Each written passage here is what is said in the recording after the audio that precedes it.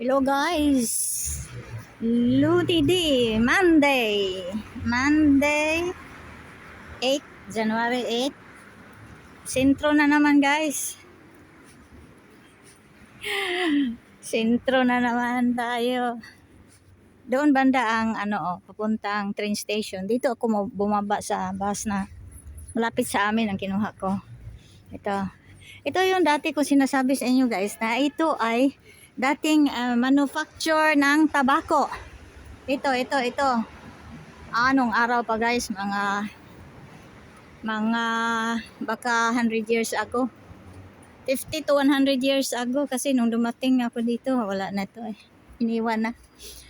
Ito sa sentro ito talaga, papuntang sentro. Itong daanan galing estasyon ng train doon, baba sila, dito sila dadaan, direct sentro ito.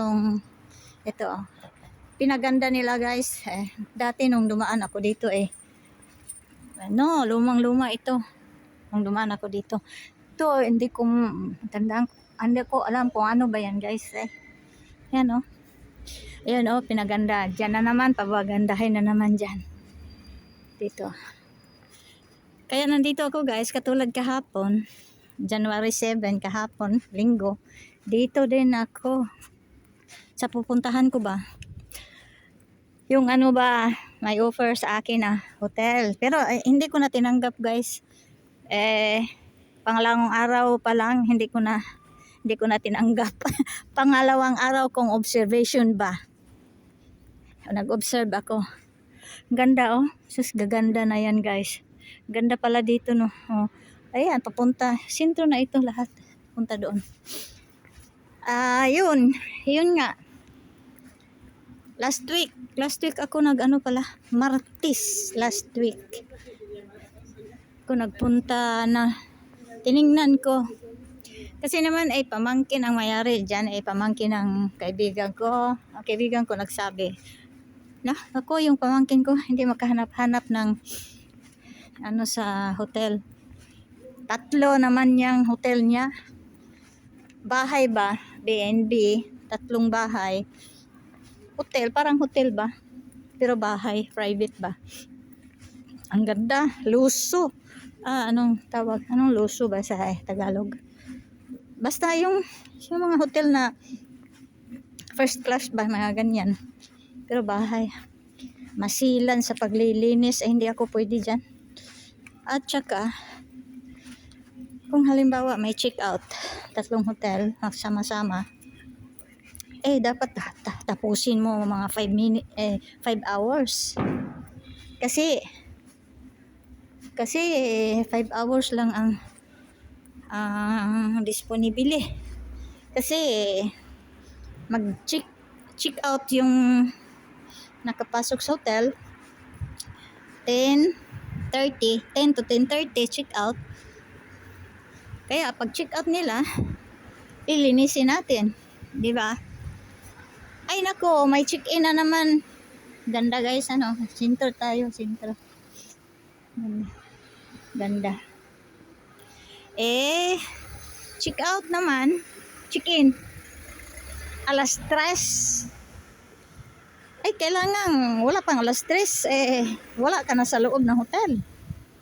Pagdating doon kaya yun, hindi naman minsan lang daw yung sabay-sabay na may check out 3 sa 3 hotel. Minsan lang daw yun. Kahit minsan sabi ko kahit minsan hindi na kaya ng katawan ko ang mga ganitong trabaho nung araw. Noong 2014, yan ang pangarap ko. Ganyan talaga, pag may pangarap tayo, yung bang pangarap gustong-gusto natin, darating ang araw na makukuha mo yon. Daming tao pa. Tingnan nyo, slalom ako dito. May tao, may mga sasakyan. Iyan, yung mga pangarap natin. Yun, noong 2014, iwan ko na talaga ang Italy nung nawalan ako ng trabaho. Di ba? Lagi kong sinasabi yun. 2014. After 25 years of work sa yun, nag-close. Kaya alis ako ng Italy, iwan ko na talaga. Punta ako ng London. Yun, London. Doon naman, maraming business ako nagpunta ng London. Maraming work doon. Hindi katulad dito. Ang daming work doon. Nung year yun ewan ko ngayon. 2014, 13. Nagpunta ako doon. Kaya yun, ang pangarap ko na kailangan, ang pangarap ko yun, ang trabaho sa hotel. Ayun. Kasi nakikita ko, lagi ako nasa hotel kami noon. Kasi travel kami lagi. Kikita ko na parang na-inspired ba ako ba? Ay, hindi natuloy yun. Hindi natuloy guys, di ba? Dito sana ako bababa o banda doon. Kaso ang number ng bus nang kinuha ko iba eh. Okay lang. Hindi natuloy yun dahil tinawag ako ng Panginoon mag-service sa simbahan niya. 6 years.